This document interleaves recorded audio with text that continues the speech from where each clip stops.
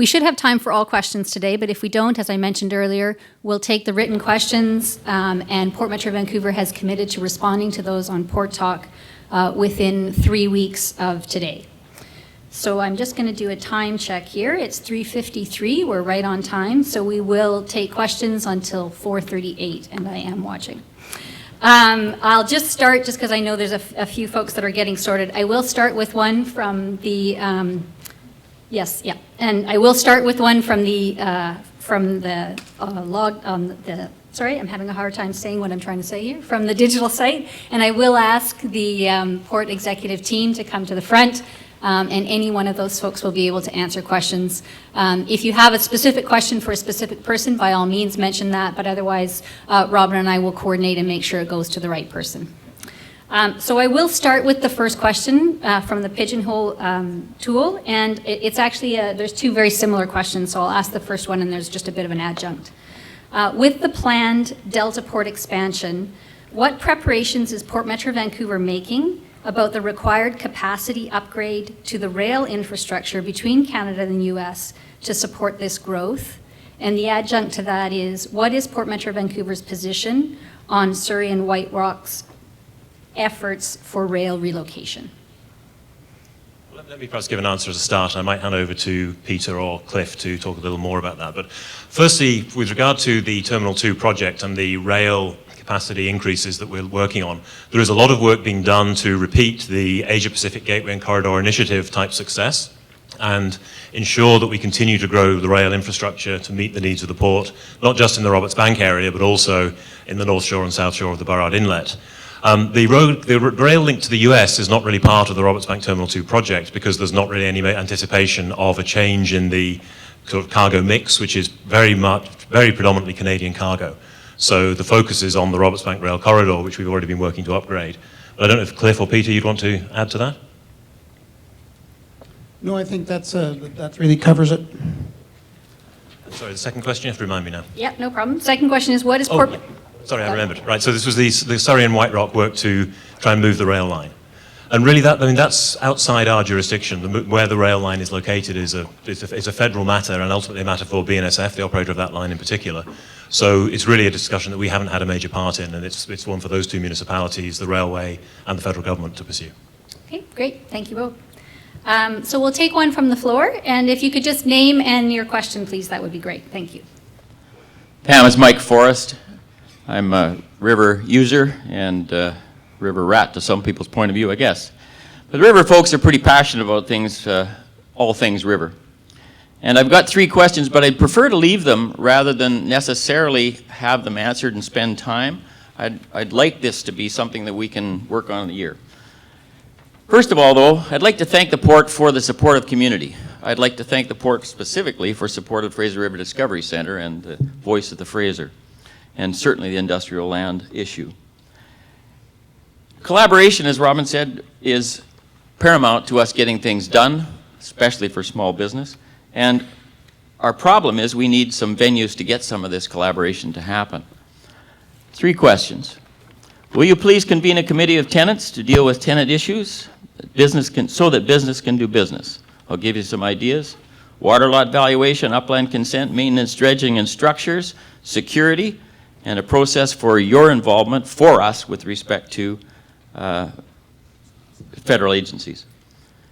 Second, similar, will you please reconvene our river users group meetings at least once a year, again to build the relationships that we need in order to be part of the port instead of a us and them process?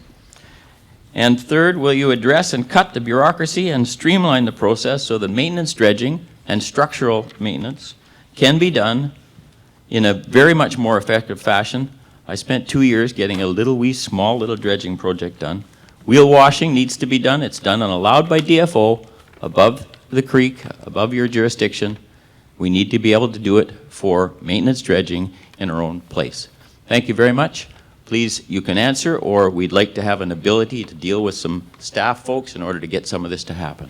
Thank you. Thanks, Mike, and we appreciate your support. And I'll give a really quick answer, but I think certainly Tom, I know, would be happy to talk to you further about how we set all those things up. We'd be absolutely very happy to work with you on finding the right way to improve communication with tenants up and down the river. I think you deserve a lot of credit for the work you've done to try and get the secondary channel dredging work to go ahead, which is, of course, outside our jurisdiction, but we've been a major partner in as well. So I know Tom is still engaged in that work, and we're trying to work together with the municipalities and the province to find a sustainable way of keeping that going. So again, we'll continue to be part of looking for that long-term solution. But we'll take those questions separately, as you suggest. That's a constructive offer. Thanks. Okay, thanks. We'll go back to the online. We don't have any written questions yet, so if you're using those and you're ready to hand them in, please raise your hand. The next question is, when will Port Metro Vancouver implement a transparent and accountable governance structure? Well, I think we recognize, as I said in my speech, that transparency is an extremely important part of earning and maintaining public trust. We are, of course, subject to the access to information requests process. That's being very widely used now for information, and that's something that is available because we are a port authority established under the Canada Marine Act as an agent of Canada. We've also heard a lot of concern about availability of information during our permitting process, and we're actively working to improve our permitting process so that it's more robust, predictable, and makes information more regularly available to people. And I'm also very pleased to announce, for those of you who aren't aware, that we're actually launching a new website in just under a month's time, which again is specifically designed to try and make information more readily available, so that the vast amount of information we already put out into the public domain can be sorted through and more easily, and people can find information they're looking for. So it's a really important part of what we do, and we're absolutely committed to it. Next question is from the floor. Roger Emsley, a long-term resident in South Delta. Most of your recent container growth is due to US containers being funneled through the port with little economic value for Canadians. Roberts Bank Terminal 2 would not be needed if Port Metro Vancouver were not handling all these US containers, especially when the ports of Seattle and Tacoma have lots of spare capacity and would love to handle these containers. My question is this: why are you planning to build Terminal 2 when effectively it is being built to handle US container volumes, and it will severely degrade the most important ecosystem on the west coast of North America? Thanks, Roger. Good to see you again. And there's a fundamental misconception in your answer, which I'd strongly encourage you to spend some time looking at the business case that's on the website for Terminal 2. US cargo is only around 20% of the cargo volume that's handled, and the assumptions in the business case are that that will level out at around 15%, not increase further. So Terminal 2 is not being built for US cargo. It's being built to support Canadian demand, import and export, into the long term. And the fundamental premise is the growth in container trade will grow in line with the growth of the Canadian economy. And that's the basis that we're planning Terminal 2 on. It's also really important to recognize that containers are not just about imports, they're also about exports. Last year, 4 million tons of Canadian grain was exported through the container terminals in Vancouver to countries all around the world. And we're seeing strong growth in the grain sector as well as in the import sector. Thank you. So we do have a written question, and then we'll go to the online, and then we'll come back to the mic. The written question from Elizabeth McDonald: how do you respond to Federal Minister Shea's assertion that the T2 Roberts Bank project cannot go ahead if the whales are not protected? Well, I'll ask Cliff to provide a bit more detail in a moment, but just to sort of recap on what I said in my remarks, that it's known already that the southern resident killer whales are endangered. They're listed as such under the Species at Risk Act. So we've done a lot of work as part of the 77 environmental studies we've already done to better understand the issues relating to killer whales and all the other value components in the environment around Roberts Bank. But Cliff, do you want to add a little more specifically with regard to the killer whales? Thanks, Robin. The southern resident killer whales have been very, very well studied for over 3 decades. We convened a panel of experts several years ago to help us understand where the gaps were in the knowledge about the southern resident killer whales.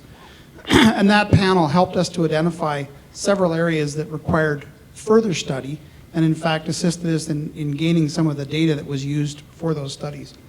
But in essence, the work that's been done, and I just will point out that it is subject to review by an independent panel appointed by the Minister of Environment. But that work has come to the conclusion that, in fact, this project will have no significant impact on southern resident killer whales. As Robin said, they are already impacted, and that obviously is no different whether this project's built or not. But the conclusion of the scientific work that was done is that the project will not have a significant impact on southern resident killer whales. Thank you, Cliff. So the next question is from the online tool. What has the number of employees of Port Metro Vancouver grown to? From memory, our current number of employees is somewhere between 300 and 350. Sandy, can you remember an exact number? 305. There we are. Thank you, Sandy. Well, you had all the numbers there. Long range. 305 is the answer, the VP of HR and LR. There we go. Thank you. Okay, back to the mic again. Ma'am, your question and your name, please. Judy Williams, Fraser River Coalition, Boundary Bay Conservation Committee, and Vapor, and the Wreck Beach Preservation Society. I was on my way in last year to this meeting, and I had questions I couldn't answer because I ended up in hospital after falling at the entrance. So I want to comment and then ask my question. You say there's a shortage of industrial lands. Well, let me tell you something. I sat on a committee for FREMP about 25 years ago, and the only conclusion we could agree upon was that no non-river related industry should be placed on the edge of the river. And the other one is that you mentioned Steve Jobs and his tumbling of the rocks into precious stones. Well, I'll tell you something, our biofilm is far more precious and important than the polished stones. My question to you, after playing telephone tag with Charlotte Olson, is the very simple one that I want answered today, if possible, and that is that pardon me, I'm nervous. Take your time. We were told in a meeting last June that the regulators for the Point Grey Enhancement Project were the Ministry of Environment and the Ministry of the Fisheries, Department of Fisheries and Oceans. And I did contact the contact I was given for DFO and spoke with him, but no one from Port Metro Vancouver has given me the name of the contact in the Ministry of Environment to explain why you would go ahead with a project that would justify through its habitat banking the construction of T2, especially when the federal government may come to its senses and ban it.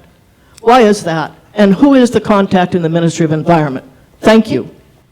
Thank you. And perhaps if we don't have the specific answer today, we can do a follow-up, but go ahead. And with regard to the contact, we'll have to get the team to get back to you. I don't have a memorized list of all the contacts. I apologize. I appreciate you making the effort to come back this year after what sounds like an unfortunate event last year, so we're pleased to see you here. I don't know if, Cliff, do you want to talk specifically about the Habitat Enhancement Program and the background to it? So the Habitat Enhancement Program is designed to address the need for really mitigating or building on existing recognized opportunities to increase fish habitat. That's the underlying premise, and the credits that are created by that are put into a bank in the event that there are future projects that might potentially take advantage of that. Banking's been going on actively in this port gateway since about 1990. It's a well-established practice. And of course, the key point about a bank is it's not attached to any particular project. I would like to make the point with respect to Terminal 2, and if you get a chance to have a look at the environmental impact statement, the project, as it's been presented by the scientists that have worked for us, does not in fact call upon a habitat bank. All of the mitigations are built within the footprint of the project or proposed to be built as part of the project in the near project area. Thanks. I'd also just like to touch on the biofilm point that you raised in passing. That a lot of the scientific work that we've done over the last several decades now in Roberts Bank has been focused around biofilm. And the scientific studies we've commissioned have been specifically to fill in knowledge gaps with regard to biofilm in that important ecosystem. And one of the things that you'll see in the environmental impact statement for Terminal 2 that we filed with the Canadian Environmental Assessment Agency is in fact that the biofilm was expected to increase, not reduce, with the construction of Roberts Bank because of the way it changes the coastal hydromorphology. So it will actually be a benefit to biofilm and to the related seabird ecosystem. So we'll go back to the online tool, and our next question is, how will the Roberts Bank corridor evolve by 2050 for the regions south of the Fraser? So maybe, Peter, do you want to talk a little bit about how just in terms of the long-term projections for Terminal 2, obviously part of what we're looking at is the road and rail requirements to ensure we can continue to be an efficient gateway for customers moving cargo into eastern Canada. There's a lot of successful work being done through the Roberts Bank Rail Corridor already, and I touched in my remarks about the Gateway Transportation Collaboration Forum, but Peter, maybe you can give a bit more background on that. I guess the point I'd make with regard to extend Robin's comments about the Gateway Transportation Collaboration Forum is really about us anticipating the cargo flows in that corridor and trying to put in place infrastructure to respond to what we know will be increases in volume on the rail corridor, particularly to have that happen in a way that is as least impactful on communities, and hopefully those pieces of infrastructure drive benefit to communities as well. Some of the recent examples of projects that you may be familiar with are those in and around Langley, for example, where overpasses are being created. There's still some work to be done around advanced warning systems that we hope to be part of the project and to be completed. So trying to strike that balance, obviously around the forecast that we have and the projects that we're aware of, we'll continue to do that work. This collaboration is unprecedented. The Roberts Bank Rail Corridor, I know we've talked a lot about that at previous annual general meetings. Having the various stakeholders, on that particular corridor, there were 9 or 10 projects, $300 million worth of improvements, and 14 different signatories to that, both government, private sector, and municipal governments that saw an opportunity to take a series of projects that would benefit the community that had been identified perhaps to be delivered in 10 or 15 or 20 years and move that time horizon forward. So we see that the work that we're doing is not only laying a foundation for that growth, but helping accelerate the delivery of benefits to mitigate current challenges. Thanks, Peter. Okay, and there are still no further written comment cards, so we'll move back to the mic. And your name and your question, please. Yes, hi. My name is Paula Williams, and I'm the co-founder of the grassroots resident-based group Communities in Coal. Recently, Fraser Surrey Docks confirmed that it intends to amend its coal permit and load U.S. thermal coal directly onto ocean-going vessels at its facility instead of loading barges destined for Texada Island. CEO Jeff Scott had asked the public for feedback on this new direction. In the short time that we had to respond, our group, along with voters taking action on climate change, the Dogwood Initiative, and Real Port Hearings, compiled a public letter addressed to Mr. Scott with nearly 3,000 signatures from individuals including faith leaders, academics, doctors, and residents, as well as an endorsement by over 58 organizations and businesses. And let me assure you that the feedback was very clear, whether it be to Jeff Scott today or to Robin Sylvester tomorrow. We are still opposed to this project. Nothing has changed. And then this letter that I hold in my hand is a reminder to all of you that the region stands in disapproval of any coal port at Mr. Scott's Surrey facility, and that this project, with or without the amendment, is taking us in a direction that we are not willing to go. We should have the right to clean air, land, and water, as well as to have meaningful input into projects in our region. From health effects from coal dust and diesel particulates to environmental damage, including climate change, we have reason to believe that we will be adversely affected, and therefore we still stand united as a region opposed to this coal project. To date, we have not been granted an independent, comprehensive health impact assessment, and therefore we will continue to test the validity of this project for as long as it takes, including challenging this in federal court. There's a shift happening around the world. Not only are the stakes higher, but so are the expectations. So from the public's perspective, whether or not you use barges or ocean-going vessels, the fundamental flaws of this project remain the same. And personally, you're asking me to accept the shipment of the world's dirtiest fossil fuel past my home and through my community. and I, like so many others, prefer to accept the warnings of our scientists, scholars, and health authorities instead of the process which governs the port's assessments and the conclusions it draws. Now, I realize that this is a question and answer period, but I'm here not with a question, but with an answer. And that answer is that we still oppose the project. So with that said, I'll wrap it up, but I'm also here to deliver this public letter to Jeff Scott on behalf of all the people who oppose this project, for those of us who see a healthier, cleaner vision for our future and for our children's future, and we will also continue to work towards this end. Thank you. Thank you.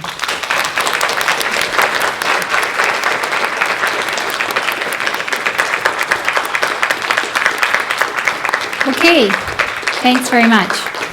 All right, we'll go back to the next question, and we'll go back to the online. The next question is, what is the port's spill response plan for Boundary Bay?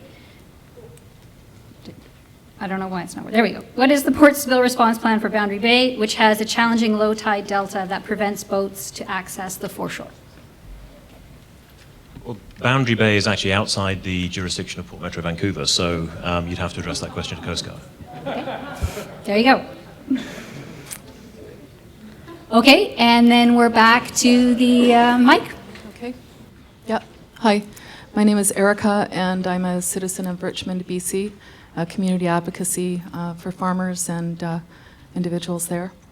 I have a question. First of all, I want to say thank you very much for the opportunity to be here and I'm noticing your amazing multimedia interact with the digital and the cards and voice. I really appreciate that multimedia approach.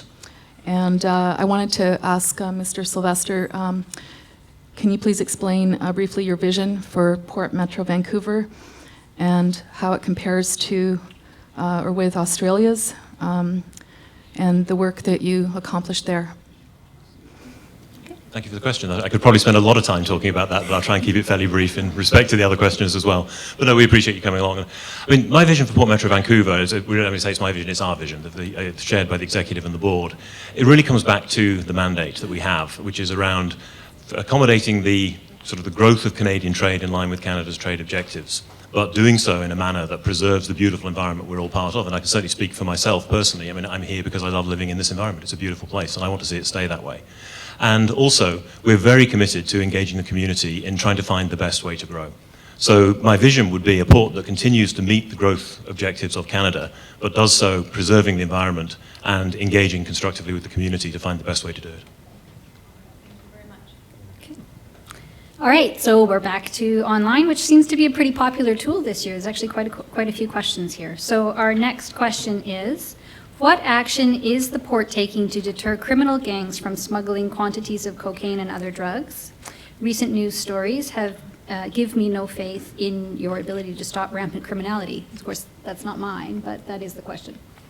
Well, I might get Peter just to give an overview of the sort of, we play a relatively small role in what is a large system and what is primarily an RCMP CBSA responsibility. But Peter, do you want to give a bit more detail to that? I think that's actually the point. I mean, obviously the port delivers its services, and in the framework that Robin described under the Canada Marine Act, we really work closely with CBSA, who have a role in terms of interdiction and interception of things coming into and out of the country, and of course the RCMP and other law enforcement agencies. Our role, I think I've mentioned this to many people who've come to our operations center. We have about 400 cameras around the port. That's one of the principal tools that we use to identify any activity that should be reported to law enforcement agencies, and then we'll work with them to pursue those activities, including ongoing investigations. Frankly, some of that information we don't get directly until we see the results of them. So that's what the port's role is, and we continue to do that vigorously. Thank you, Peter. Okay, our next question, back to the mic. Sir, your name and your question. Hello. My name is Don Paulson. I live in South Delta.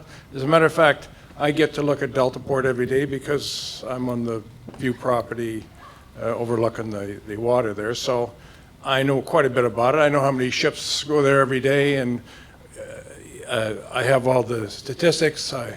I'm a friend of Roger Emsley, so I have similar views about Deltaport that he has expressed earlier.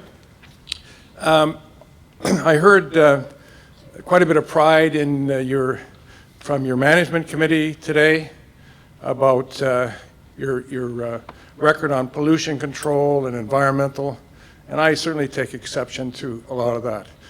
As far as shore power goes, I've written to Port Metro Vancouver on many occasions.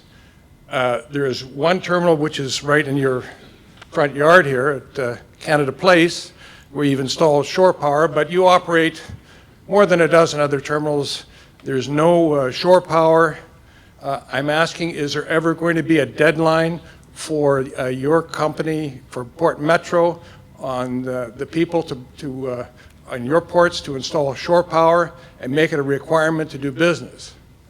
And I mean, this time of the year, when we have a lot of ships in there, it's unbelievable, the noise and the pollution that these guys are generating at Deltaport. That's my first statement. It's not a question. My question is there a deadline date for shore power at any of your terminals? Great. Thanks, Don. Duncan, do you want to start the answer, and maybe Tom as well? Sure. So to start with, I mean, we're very supportive of implementing shore power in the container sector. This is a relatively new evolution in the container sector. Prince Rupert, for example, installed shore power quite some time ago and didn't have connections because there weren't ships equipped and because of the location of the device. And so in the cruise sector, where we've installed it at Canada Place, the cruise sector was well ahead of the container sector. That being said, we have commissioned ocean shipping consultants to do a study, and their study has shown us that by about 2020, we can expect the majority of the fleet calling Vancouver to be shore power enabled, the container fleet. So that's the time frame that we're working to overall. Now, whether we incent or require shore power hookups for container vessels is an active conversation. To be candid, we haven't made a decision on that. At this stage, we're preferring to incentivize it. We are currently working on, we have two applications in progress for shore power. We are working with GCT, looking at the potential for shore power at Deltaport. We very much, as a port authority, would like to see that implemented. And so we need to find a way that we can make that work with the terminal operator and their requirements. And we are doing similarly the same thing downtown on the inner harbor. Well, you have, there is a blueprint for you. It's the Port of Los Angeles and Long Beach that have implemented shore power for quite some time now. Yes, and I think that's an excellent point, sir. Thanks for bringing that up. There are a couple of big differences between us and Los Angeles. So, for example, Los Angeles, Long Beach have single-user terminals. So you'll have one shipping line calling that terminal, and the volume of business that goes back and forth means that there's the financial incentive, if you will, and it makes sense for them to do that. So that's why you saw them move to it more quickly. They also have a bigger air quality problem in Los Angeles, and they're feeding that shore power with dirty energy. Here we have clean hydropower, so it's a better alternative here, but we have common user terminals with multiple shipping lines calling, and smaller ships, typically older ships. So we get, I refer to it as sometimes the hand-me-downs. And that's what we're starting to see, is we're starting to see a transition in those vessels, newer vessels, more likely to be shore power equipped. So we're hopeful that we won't have to require it, we'll be able to incent it, but you know, we may actually at some point need to. We know it's a big impact in the community of Delta. It's something that we're very sensitive to, and it's an active discussion. Just if I may, to your specific question, sir, we actually have a funding agreement in place with Transport Canada now on the Centerm facility, and that agreement requires that shore power would be installed at one berth at Centerm by March of 2017. As Duncan mentioned, we're working with Global Containers. We have a meeting with them on Friday, actually, to move that process forward. And so we have an approval from Transport Canada to obtain funding, would be 50% funding from Port Metro Vancouver, 50% funding from Transport Canada for berth 3 at Deltaport. Berth 3 is the one berth there that has all the conduit infrastructure in place to accommodate shore power. So I expect that we will have shore power at berth 3 by March 2017 as well. Great, thanks. Deadline on that date, but anyways, we'll wait Great. from that. Thanks, Don. Thank you both. We'll go back to the online, and I'll just do a time check just so you know we have about 15 minutes left for the question and answer session. The next question is, at a recent conference, a BC speaker stated the port has spent $100 million to date on T2 and that the project will cost $3 billion to develop. Is this number correct? And if not, please advise of the real number. Those numbers are ballpark correct. Sorry, I think, could you just repeat I again? need to speak to the microphone. There we go. Those numbers are ballpark correct. Okay, so probably more detail to come as things progress. Okay, great. Thank you. Back to the mic. Your name and your question, please. Yeah, my name is Charles Boyle, and I produce a radio show at CFRO 100.5 FM. I grew up in East Vancouver, and the port was my playground and my workplace because I financed my way through UBC working on boats in the harbor. And my question has to do with some large issues of decision making. Who decides and how are the decisions made? For example, one day the Port of Vancouver was open to the residents of the city. They could go down to the docks, they could be part of the scene. The next day a decision was made, it was barbed wired off, it became a secret, secluded place from the public. How did that decision get made? Another question I want to ask you. You referred to the port as being central to nation building in Canada. Couldn't agree more. The question is, how come we export raw materials by and large and in the main, and we import manufactured goods? Does the port not have a responsibility to advise government this is not a good ratio of exchange? Third question of who decides and so on, and how decisions are made. When I look at the panel on the stage, frankly, it's not very reflective of the city I live in. And it is the Vancouver Port Authority. And when I go on the docks and I look at the longshore people and I look at the truck drivers and I look at others, I see they are reflective of the city. So who gets to appoint the decision makers and how are those decisions made? So those are sort of the gist of the questions I have. Who decides, how are decisions made to deal with the Port of Vancouver? Thank you. So I'll just do a quick summary to make sure. With respect to port security, how was that decision made and who? Why are we exporting raw materials and importing manufactured goods? And then the third part of that question was, how are people appointed to Port Metro Vancouver and how are they reflective of the community? So the first question about security, with regard to your specific question, that was actually changes by Transport Canada as a result of 9/11, which brought in a new security code that required a change in the security regime relating to the port. Excuse me, was that decision made actually in Canada by Canadians or was it imposed by George Bush? The ISPS, the International Ships Port Security Code, was established by, in part, the IMO. It was a global response to the need to change the security systems related to ports, but it was endorsed by Canada, specifically by Canadian elected officials. Okay.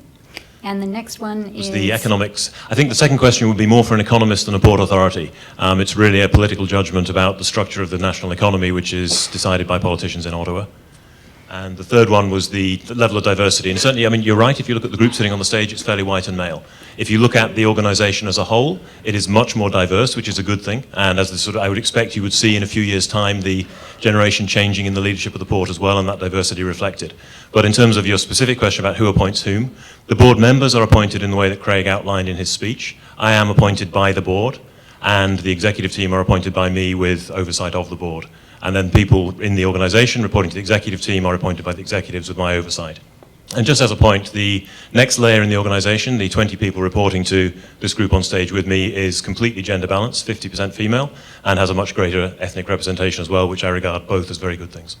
Okay, great, thanks. So I'm just going to do another time check. We have, I think, 3 people standing at the mic, and I'm just going to cut that off because there are quite a number of questions here on the online tool as well.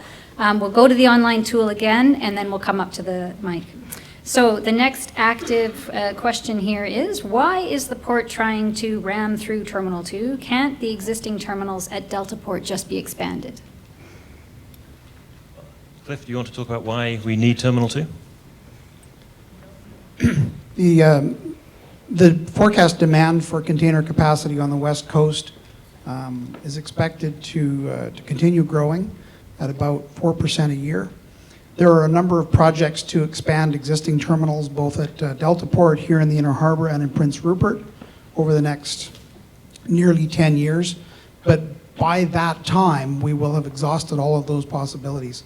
And the only remaining opportunity is to build a new terminal at Delta Port. Okay, thank you. Sir? My name is Mike Owen, and for that gentleman that just was here, I'm one of the people that choose directors and screen them and send their names to Ottawa. It's a very complex process, and it's online, and you can see from our ads, but it's a very difficult procedure. I represent the General Commercial User Group, which is one of the user groups, 14, that do choose and select and screen directors. And first of all, I'd like to thank you for your social responsibility fund for dredging in the Fraser River for small channels. Albeit it took us 5 years to raise the $8 million, you have 2 staff people who really went out of their way for the 5 channels in Delta, Tom Corsi and Dave Hart. I'd also like to thank your committee chair at that time for listening to our difficulties and problems in those 5 channels. Do I understand correctly now, Mr. Chairman, that port directors can meet individual port users to discuss general concerns?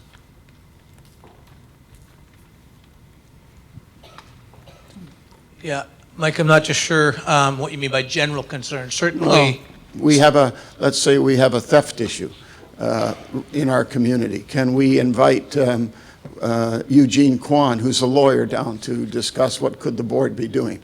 Not specifically for any one business. Mike, certainly myself and the board are available to meet on issues that would deal with a governance issue, Mike, strategic issues. If it was, did you say a theft? What did you say? A general theft issue or a general issue. I'm not sure the board, Eugene may want to speak to his expertise in that area, but I'm not sure that'd be an issue that the board would address. But certainly if you had a question of concern that to deal with a theft or an operational issue, there'd be someone far better suited than a board member to talk to you on that. But certainly discussions around big picture items, strategic issues, governance, placement on the board, wide open and no reason not to talk about that. But I think we need to be careful, as you and I have talked many times, Mike, that if we start doing the executive's job or the executives start doing our job, we got some bad overlap there, and I don't think you or us would want to see that duplication and waste of taxpayers' money. No, we don't, but we do want better access to board members on general issues. Mike, I get that was part 1 of your question, is that right?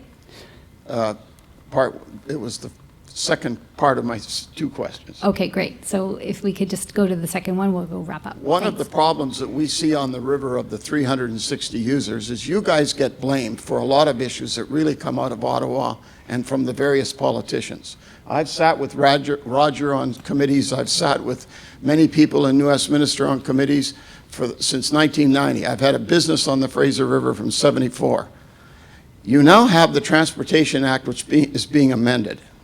Your staff asked for or wrote a recommendation that they would like to see a director at large, but not include or not enlarge the board.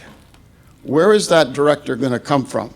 Because my group, the General Commercial User Group, and I believe the nominations group of users do not want to give up a director. The Transportation Canada Act was amended to protect the users of the port and to stop or try to stop Ottawa's interference in selecting directors for political patronage. We spend a lot of time screening and finding and interviewing good women and good men to sit on the board. So our concern is losing one of those directors from the user group. Can you answer that, please? Yeah, Mike, it's an excellent question, and you and I have talked about that. I met with your entire committee, including your chair. Certainly the wording as it was worded really wasn't clear if there was a director at large. And for the audience, I'll explain what that might mean. Currently, any director that is appointed, is recommended by the user group would have 2 names would go forward to the transportation minister of the federal government. That minister would then decide which of those 2 people would come to our board. Let me use an example. If we needed a really polished marine person that understands trade and infrastructure on the port, if it was critical and we were to identify from the board's needs we need a marine expert on our board, or a legal expert, or a financial expert. We could submit 2 names to the federal government, and the federal government might say, you know, Harry looks more important than Linda for this one, and we're going with Harry, without any regard, perhaps, to the absolute need that the board would have on a skills matrix basis. So the director at large was suggested to the CTA review panel to say, not to take anything away from your team, Mike, the nominating committee and its chair have provided us a very strong board. To the gentleman that spoke recently, a very diverse board, both in gender equity and ethnicity. We've got a very, very good board with expertise, and that's come from you, Mike, and from your team. It was never meant to, it was never meant in the words that were used to say the board should not get larger. That's correct. It was suggested that a member at large should be appointed. It should have said, and it's being corrected, and a letter will go to Mr. Emerson from me, to say that it was never our intention, and it would be our intention going forward, to continue to use the nominating committee for that role. And finally, you talked Let's about... also add, Mike, just to be really clear, it wasn't a staff submission, it was a Port Metro Vancouver submission. So the contents of the submission were discussed with the board before the submission was made by staff as well, just to be completely clear. And I will entertain the follow-up if it's quick, because we do have 2 others who are behind you. You talked about, and we've heard about the container and the congestions and things like this. What strategies do we have to talk about commonalities with, say, Port Alberni, Nanaimo, Prince Rupert, and maybe look at some kind of a strategic plan for all of BC? I'm not saying we want the jobs elsewhere, but because they're good-paying jobs, but there must be some kind of provincial strategy. No, it's a great point, Mike. It's one we spend quite a bit of time on. So, I mean, certainly with regard to Prince Rupert, which is really the logical complementary port because it has a rail line that goes all the way east, we have both competition and collaboration with Prince Rupert. We compete from a business point of view on a day-to-day basis, but as you're probably aware, as we look at long-term infrastructure planning, we consider what is going to happen and what could happen in Prince Rupert as well to ensure capacity. With regard to Nanaimo, there's a successful short-sea shipping service being set up by one of the container terminals in the port, DP World, to move containers over by barge from the Nanaimo terminal to the Centerm terminal here to improve access to and from the island. Port Alberni, as you're probably referencing, has a scheme to try and set up a mega container terminal that they say would obviate the need for Terminal 2. And frankly, that's rather hard to understand because there isn't a rail line from Port Alberni going east, and that's where 85% of the cargo goes. So it would have to come in through a marine gateway onto continental Canada, which is a service that Port Alberni couldn't provide. And follow-up? If I may, very briefly, and I don't want to cut into any more time, Mike, the question is a very good one, and I think Robin's addressed the West Coast infrastructure. And in the submission that you referred to Honorable David Emerson on the CTA review panel, we basically said as a board submission, if you had a blank sheet of paper and you were going to design a port community on the west coast of our nation, it wouldn't look like it does today, and we suggest there's a better strategic alliance. What that looks like, we're not sure, but we think there's an improvement, and Robin addressed some of that. We also, I sat in along with our Prairie representative, Mr. Loberg, on the Western Summit with the 3 Prairie provinces and each minister from each province and representatives from transportation to talk about improvements in that gateway. And they think of, at Weyburn, Saskatchewan, or Thunder Bay, Ontario, or Brandon, Manitoba, they talk about this as our port as well. We think of it as our regional port, but there's a huge opportunity to take some of that economic benefit, job structure that exist here today as we grow, but also take it to what would be called an inland hub, perhaps in Red Deer, Alberta with Canadian Tire, or perhaps in Saskatoon, Regina with Loblaws or something. So that economic opportunity is the corridor across the gateway, and that's another opportunity for growth. Great. Thanks, Greg. And so with thanks to the 2 who are standing for your patience, I'm going to keep going back and forth. The next question, and it actually seems more of a statement, but the expansion of coal export capacity is obviously highly controversial. From an ecological, economic point of view, it is uneconomic. Does PMV understand this? And that comes from Michael Barkuski.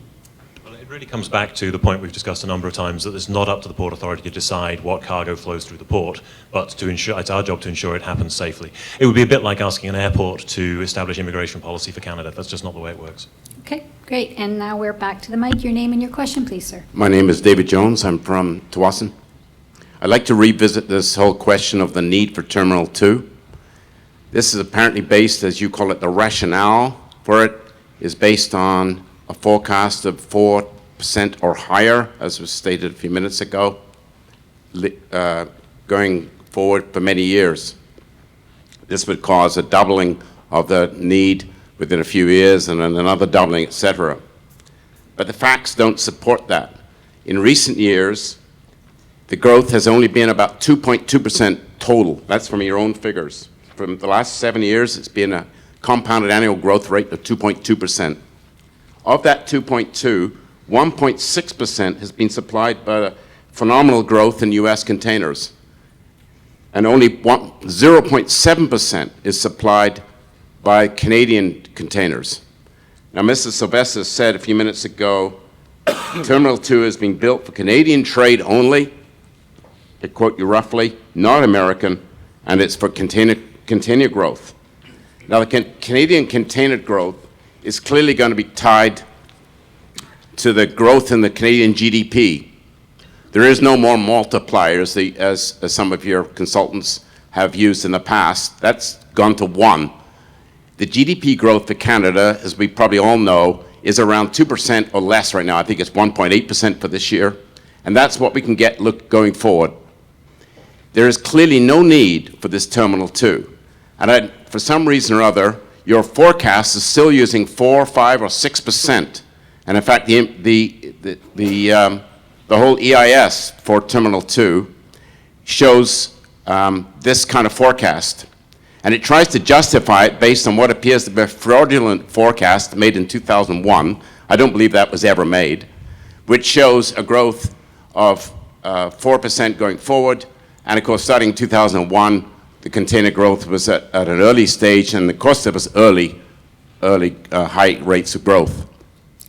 So, since it's matured, we're now at 2015. I'll conclude, sorry. thank you. Can you please revise your forecasts down to what makes common sense, which is under 2%, and stop subsidizing all this American container trade, which is purely being done through poor controls on emissions, taxes, no shore power, etc. For under 2%, we don't need Terminal 2. Thank you.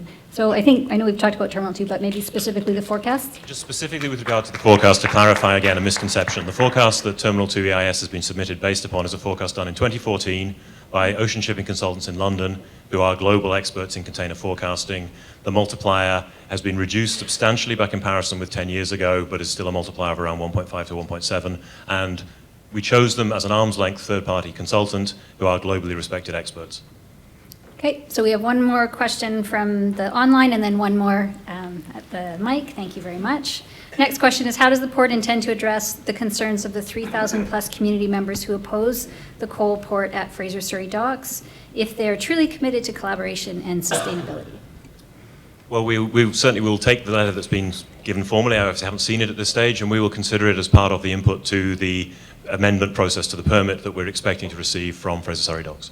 Great, thank you. And your name and your question, please. My name is Sherry Cadrona. I'm from Vancouver Island. Just to clarify, Port Alberni does actually have a rail line that goes east. I'm not sure if you're aware of it. But it appears the Port Alberni transport hub will significantly reduce the truck traffic and congestion in the Lower Mainland. Are you currently working with your sister port authority to get that project off the ground, and to what capacity? Thanks, Sherry. Well, to expand a little bit on my earlier remarks, I mean, as I'm well aware of the Port Alberni scheme to create a large transshipment hub. I've actually worked around the world for P&O Ports as their Chief Development Officer and looked at many such schemes. The critical success factor for schemes of that type is large coastally based populations. So, for example, the Mediterranean or the Caribbean Gulf.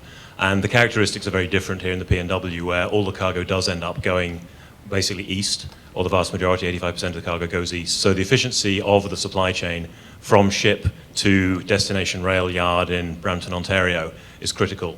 And from what we've seen so far, there's nothing to suggest that the Port Alberni scheme could be more efficient, unfortunately.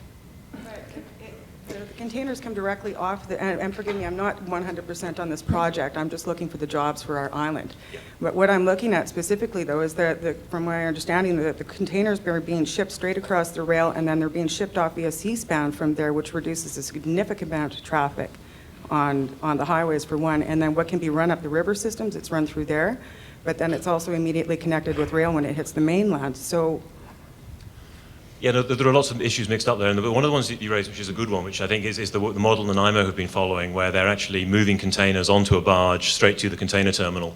And that's, I think, things like actually mineral water from the island, which are then being exported to Asia, or products coming in from Asia that are going in to serve the island community of the 500,000 or so people. So there's a sort of a stronger business case for that sort of activity.